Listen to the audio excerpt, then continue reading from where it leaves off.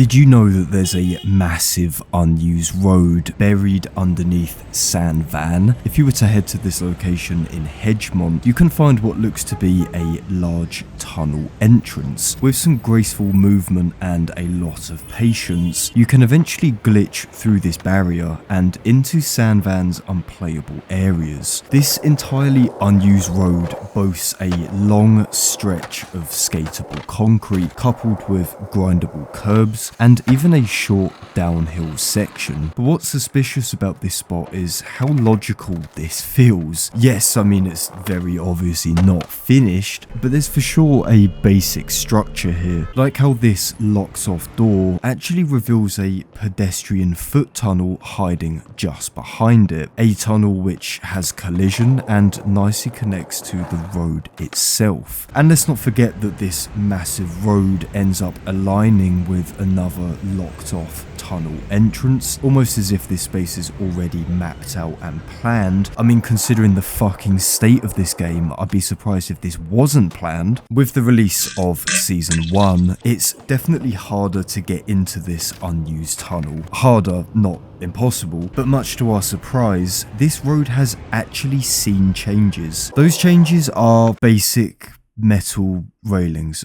These railings are placed throughout the length of this road, but exist in a very awkward fashion. Most notably, they can be seen floating just above ground in such a way that physically grinding on them is quite a challenge. There's also a variety of sizes here. Some are very clearly above average, and others are simply too big. Large gaps are also visible between these models, which seem to be fairly consistent, but then also kind of random. It does seem like these gaps are intentional though, since having two massive rails completely goes against this skate's skatable city philosophy. But unfortunately, this is the only physical change that has actually happened to this road, which is both disappointing and also completely expected. The fact that these railings were even added is honestly quite shocking to me. I didn't think the developers would be this obvious already, but perhaps this is a clear sign that this large unused road is definitely on the devs' radar and possibly even planned for near future content.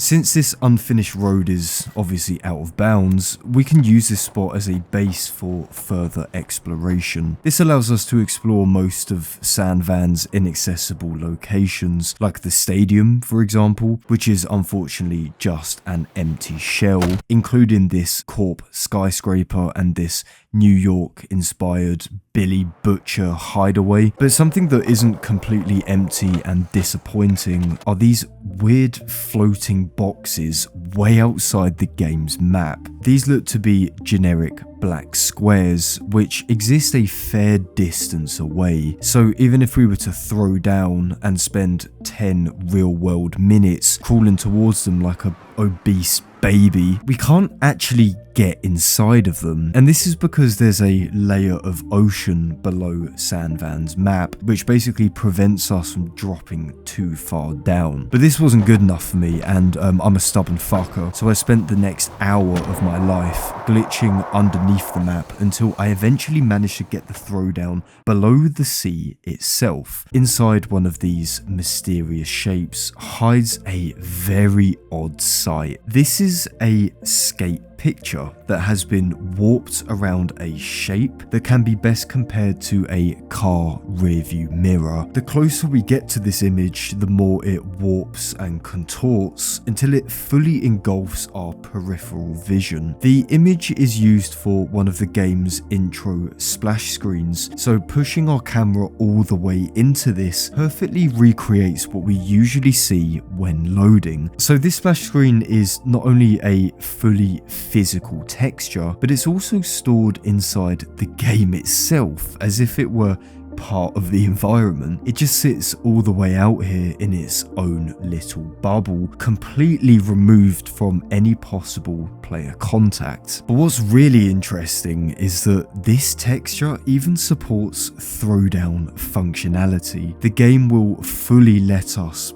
plant our flag into this loading screen image like we just set foot on a foreign planet. Sadly, we can't actually teleport to this throwdown since we're so ridiculously far from the map. The other two squares are sadly empty though, and they don't hide anything similar to what we can see in this one. Who knows? But what we do know is that San Van isn't the only city that exists in Skate. You may have found yourself on this broken bridge overlooking a vast endless ocean and notice that there seems to be life on the other side. So let's fuck around for another 20 minutes until we can T-pose launch into the heavens and gently land on this unusable bridge to immediately notice that this is a carbon copy of the playable version. There's identical texturing and layout as well as fully functional collision, meaning we can grab some footy using this stretch of road. Footy is short for footage, by the way, guys. I don't know if you're hip enough for that lingo, homeboy, but the minute we try and leave this bridge, we're reminded that we're a long way from home because we'll quickly fall into this invisible ocean. This town is very clearly not finished or perhaps not even considered for gameplay. We can infer this due to the buildings being generic squares with only flat two-dimensional textures to give them semblance of life. It's charming and somewhat interesting, but fundamentally empty. This weird feeling stretches throughout the town, and it becomes pretty clear that this is everything there is to see here. But the thing is, that's not actually true, because there are indeed two unique buildings to be found here. The first seems to be a sort of Oblivion tower monument, which sits all alone way up in the hills. Like everything else here, it's massively under-detailed and basically just a shape, but it does seem to act as an extremely basic point of interest, almost like it's an architectural centerpiece or even a navigational waypoint, which is understandably weird. And then it also raises some questions like, what the fuck is the point in modeling something different out here? Like